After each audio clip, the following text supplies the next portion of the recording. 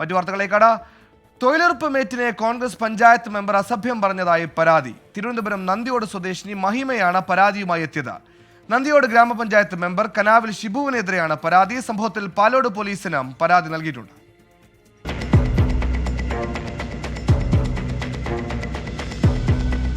ഇന്നലെ ഉച്ചയോടെയാണ് സംഭവം. നന്ദിയോട് ഇളവെട്ടത്ത് തൊഴിലുറപ്പ് മേറ്റായി ജോലി ചെയ്യുന്ന മഹിമ തൊഴിലാളികൾക്ക് ജോലിക്ക് അധിക ദിവസം നൽകണമെന്ന ആവശ്യം ഉന്നയിക്കാനാണ് പഞ്ചായത്ത് മെമ്പറായ ഷിബുവിനെ ഫോണിൽ വിളിക്കുന്നത്. സംസാരിച്ചുകൊണ്ടിരിക്കുന്നതിനിടയിൽ ഇയാൾ മഹിമയെ അസഭ്യം പറഞ്ഞു. മെമ്പർ, ഞാനിപ്പോ ഈ തൊഴിലാളികളുടെ എന്ത് സമാധാനം പറയാൻ? മഹിമേ, നീ വലിയ ചൂടാവണ്ട.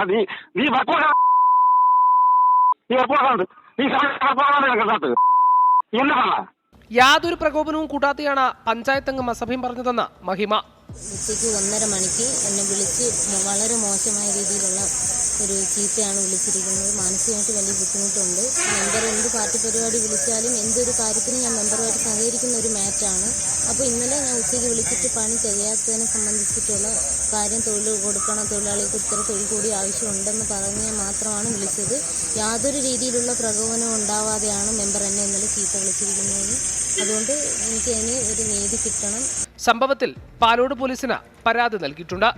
24 തിരുവനന്തപുരം.